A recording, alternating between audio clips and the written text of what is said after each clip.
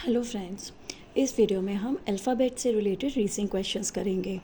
ये क्वेश्चंस भी आपके बहुत इंपॉर्टेंट हैं ओलंपियाड एग्ज़ाम्स के लिए और आपके अदर कॉम्पिटिटिव एग्ज़ाम्स के पॉइंट ऑफ व्यू से। ओके, स्टार्ट करते हैं। फर्स्ट क्वेश्चन है हमारा, which of the following words will come second if all of them are arrange alphabetically as in dictionary. आपके पास 4 वर्ड्स आपको दिए हुए हैं, आपको उसमें से बताना है कि अगर हम इन्हें अल्फ़ाबेटिकली अरेंज करते हैं जैसे कि आपका डिक्शनरी में अरेंज होते हैं वर्ड्स, तो कौन सा वर्ड आपका इसमें सेकंड आएगा। ठीक है, क्वेश्चन क्लियर है, क्या करना है। ठीक है, अब आपके पास जो 4 वर्ड्स हैं कौन से हैं, beautiful, banana, basket and balm. ठीक है, पहला लेटर आप देखो सब में बी है, तो इससे तो हमें समझ नहीं आएगा कि कौन सा फर्स्ट आएगा कौन सा सेकंड आएगा। अब हम सेकंड लेटर देखते हैं।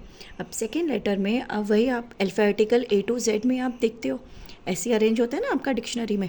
तो सबसे पहले आप देखो कि जो सेकंड लेटर है, फर्स्ट तो आपका सेम हो गया। अब सेकंड लेटर में आपका देखो कि सबसे स्मॉलेस्ट कौन सा आता है, सबसे बिगनिंग में कौन सा आता है। ठीक है, इसमें आपका आ रहा है ई, इसमें है ए, इसमें ए और इसमें है ओ। तो ये वाला तो नहीं आएगा आपका फर्स्ट और सेकंड में, ना ये वाला आएगा। ठीक है ना। अब आपके पास आ गए दोनों ए वाले, क्योंकि ई और ओ तो आपका बाद भी आएंगे। इतना क्लियर हो गया। अब हमने सेकंड लेटर भी चेक कर लिया। अब नेक्स्ट हम देखते हैं थर्ड लेटर। अब थर्ड लेटर में भी हम अल्फ़ाबेटिकली ऑर्डर में ही चेक करेंगे। तो देखो एन पहले आता है या एस पहले आता है, एन पहले आता है ना, तो एन आपके पास बनाना। ठीक है, तो बनाना आपके पास फर्स्ट आएगा और बास्केट आपके पास सेकंड आएगा। अब हमें किस में अरेंज करना है और किस में बताना है, आपको सेकंड वाला बताना है। तो बनाना आपका फर्स्ट लेटर हो गया, बास्केट आपका सेकंड हो गया। आपको सेकंड बताना है क्योंकि, तो आपका ऑप्शन नंबर सी आएगा। क्लियर हो गया। अल्फ़ाबेटिकल ऑर्डर आपको पता है डिक्शनरी में आपके वर्ड्स कैसे अरेंज होते हैं।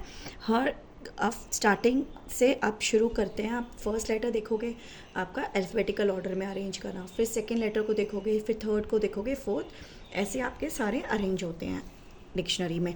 तो उसी को पैटर्न को फॉलो हमें करना है इसके अंदर अल्फ़ाबेटिकली एज इन डिक्शनरी, और हमें अपना क्वेश्चन सॉल्व करना है।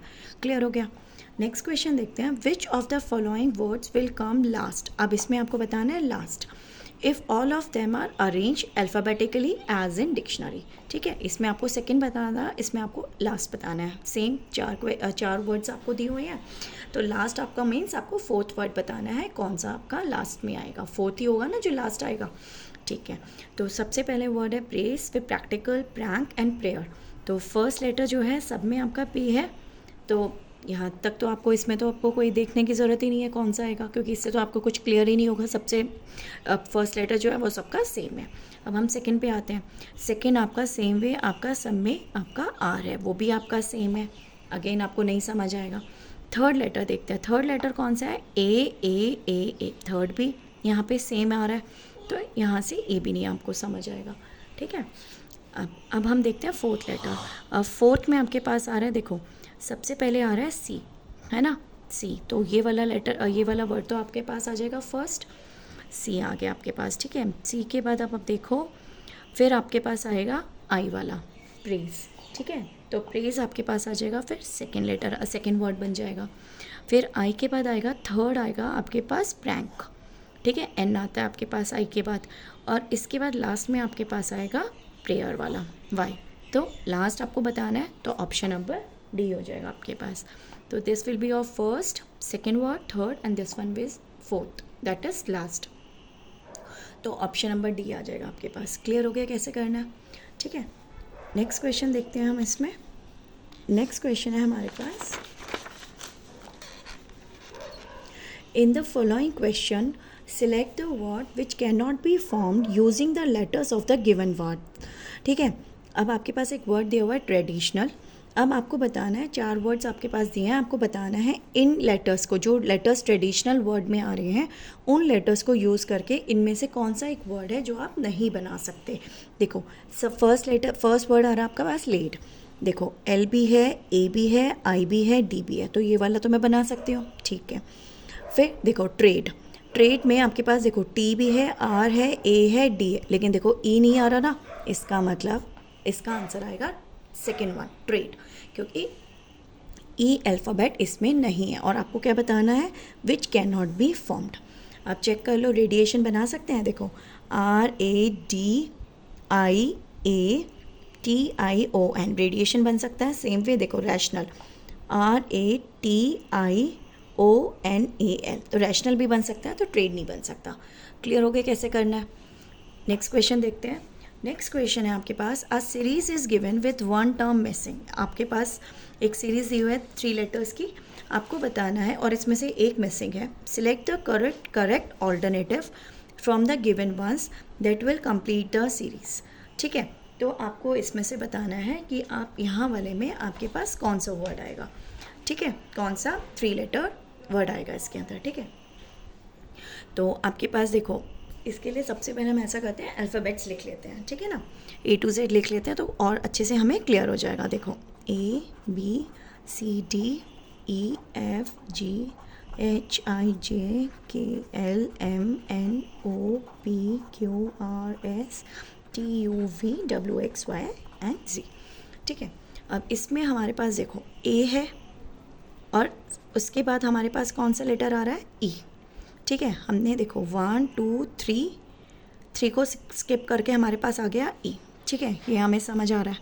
ठीक है, और इसके बाद हमारे पास E के बाद हमने लिया है I। 1 2 3 I को फिर से 3 लेटर स्किप किए तो I आ गया। अगर मैं इसी सीक्वेंस को फॉलो करते हैं तो 3 लेटर्स I के बाद स्किप करके 1 2 3, तो यहाँ कितना आना चाहिए? M आना चाहिए ना।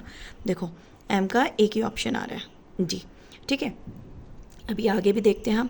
इसके बाद हमारे पास आ रहा है A के बाद आ रहा है हमारे पास F।